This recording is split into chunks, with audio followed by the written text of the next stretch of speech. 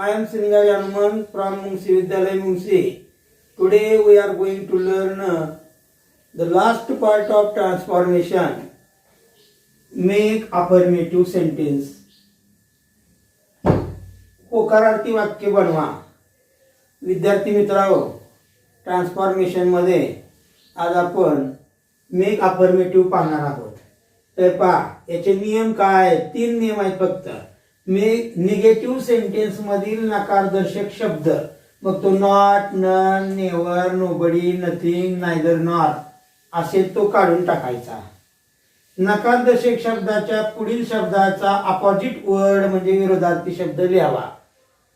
तिसरा, डूची रूपे जी do, does, did काढून टाकायची नकार साधण्यासाठी आलेली व मेन व्हर्बचे योग्य ते रूप लिहावे. म्हणजे डज काढला असता क्रियापदाला एस प्रत्यय लावावा मेन व्हर्बला, आणि भूतकाळी रूप काढला असता भूतकाळी रूप लिहावं. जसं राईटचं रोट, रोट. डू रूप काढल्यानंतर कोणताही क्रियापदामध्ये बदल होत नाही.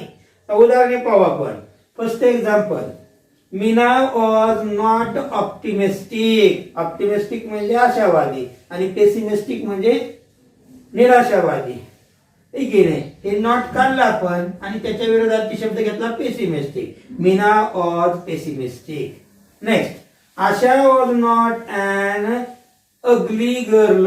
नॉट काढलं आणि अगलीच्या विरोधात प्रिटी घेतलं. इथं असल्या वावेल असल्यामुळं ॲन आलेला आहे आर्टिकल. आता इथं कॉन्सोनंट असल्यामुळं काय आलेलं आहे? पहा, हा बदल लक्षात ठेवा. अशी उदाहरणं आपल्याला पशु येतात, आर्टिकलचा बदल होतो. आशा of the pretty girl. Next, my granny never hates other. Never शब्द आला की आपण ऑलवेज नेव्हर काढून ऑलवेज वापरायचं आहे आणि त्याच्या विरोधार्थी शब्द माय granny always loves others.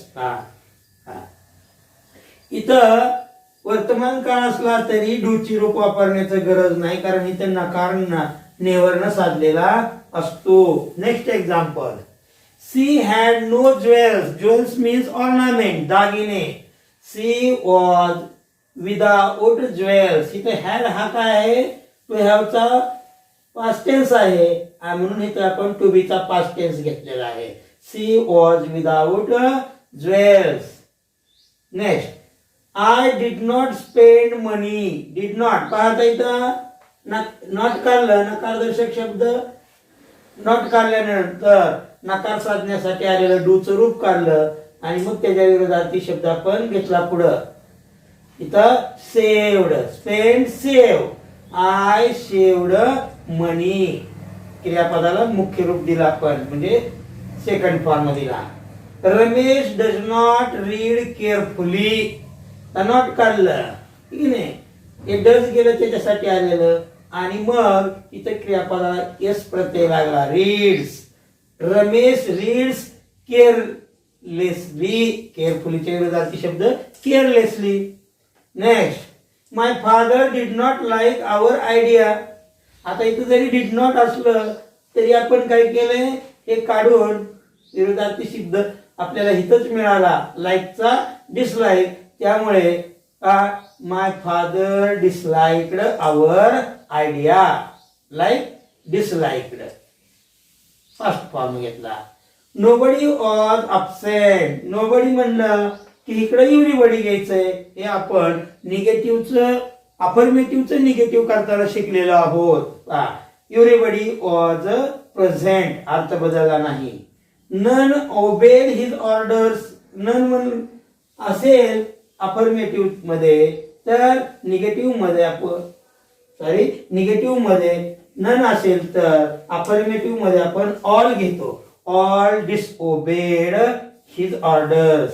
Opposite word आहे. Obey, disobey. आज्ञा पाळणे, अवज्ञा करणे. बोली कुड नॉट अंडरस्टँड नथिंग. बोली कुड अंडरस्टँड नथिंग. इथं आपण एबल टू ची रचना वापरलेली आहे. Could not is equal to unable to. बोली or unable to understand anything. नथिंगच्या ऐवजी एनिथिंग घेतलं. तर विद्यार्थी मित्रांनो, मेक निगेटिव्ह मधली वाक्य उलट पद्धतीने अभ्यासा ते वाक्य इथं आपण घेऊ शकतो इन डिटेल. एकच व्हिडिओ आपण याच्यावर बनवलेला आहे. तर विद्यार्थी मित्रांनो, आजपर्यंत आपण ट्रान्सफॉर्मेशनवर अनेक व्हिडिओ बनवले. Remove too, use unless, use either or, use neither nor, use not only but also, change the voice, degree, then use shouldn't, use shouldn't, use didn't, use needn't. हे सर्व आपण ट्रान्सफॉर्मेशनचे पार्ट आपण पाहिलेले आहेत. बहुतेक सर्व 99% पार्ट ट्रान्सफॉर्मेशनचे झालेले आहेत.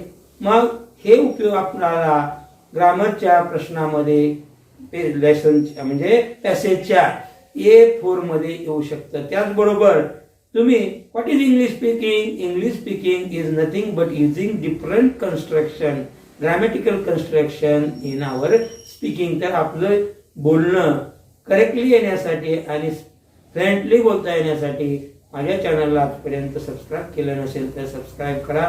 मित्रांना व्हिडिओ फॉरवर्ड करा, लाईक करा, शेअर करा. Thank you very much.